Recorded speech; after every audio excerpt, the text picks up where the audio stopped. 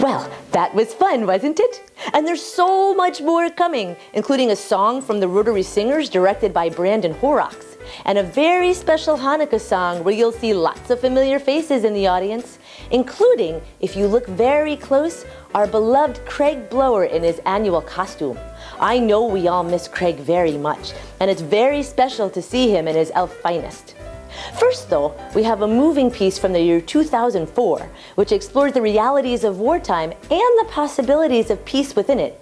There's so much to this special selection: Clark Anthony's introduction, and a beautiful duet with Steve Hubbard and Peter Duncan, and, perhaps most meaningful, some heartfelt words written by our own Andy Hewitt, who was serving in Iraq at the time.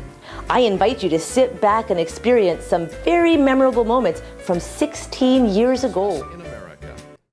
On December 25, 1864, 4 months before the end of the Civil War, Henry Wadsworth Longfellow composed the poem Christmas Bells. His words reflect years of war's despair, but they end with the confident hope that peace would triumph.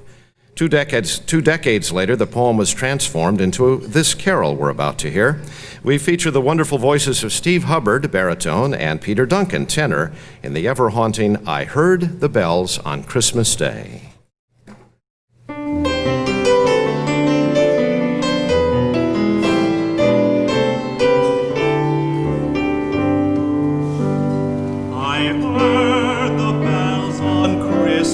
Day, their old familiar carols play, and wild and sweet the words repeat, of peace on earth, goodwill to men.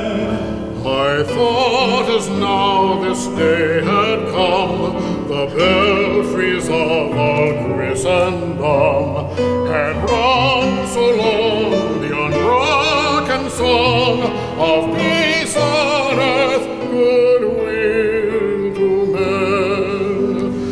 And in despair I bow my head, there is no peace on earth, I said, for hate is strong and mocks the song of peace on earth, goodwill to men. Then pealed the bells more loud and deep, God is not dead, nor doth he sleep.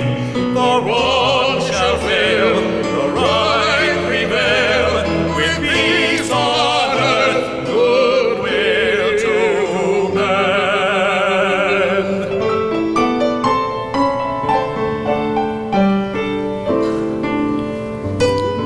Peace on earth, of course, remains the enduring prayer of humankind each Christmas. But as we are all too well aware, it is not yet a lasting reality.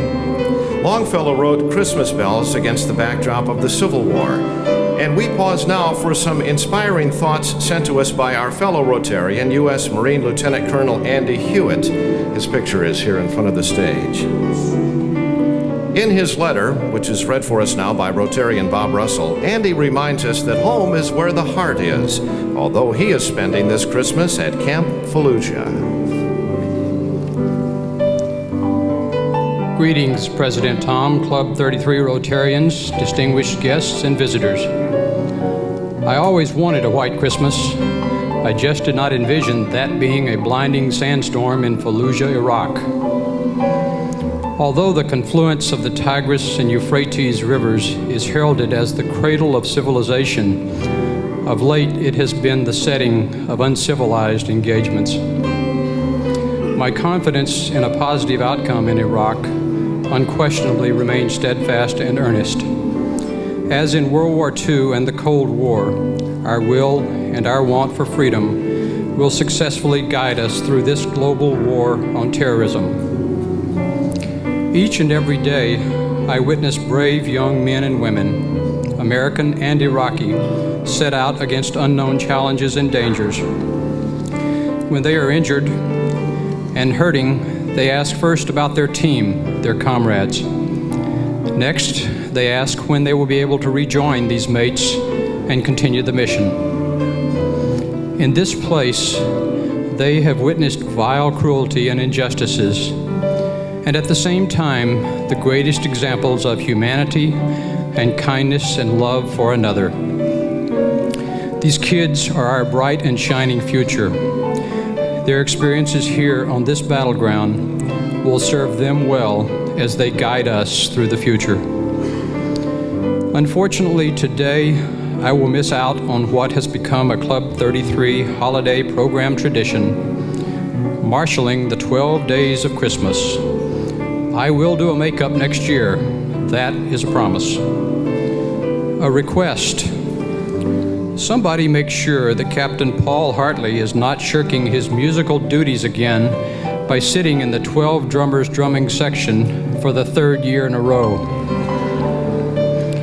Make me proud, you singers in the audience, especially in the 10 Lords a-Leaping section. On behalf of the soldiers, sailors, airmen, and Marines in Western Iraq, I wish you all an abundant Eid al-Fitr, Happy Hanukkah, Merry Christmas, and Happy Kwanzaa. The outpouring of support you have provided to the service members over here is deeply appreciated.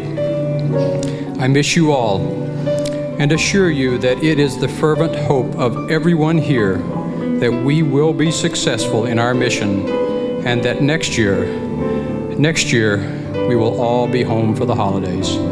Your dear friend, Andy.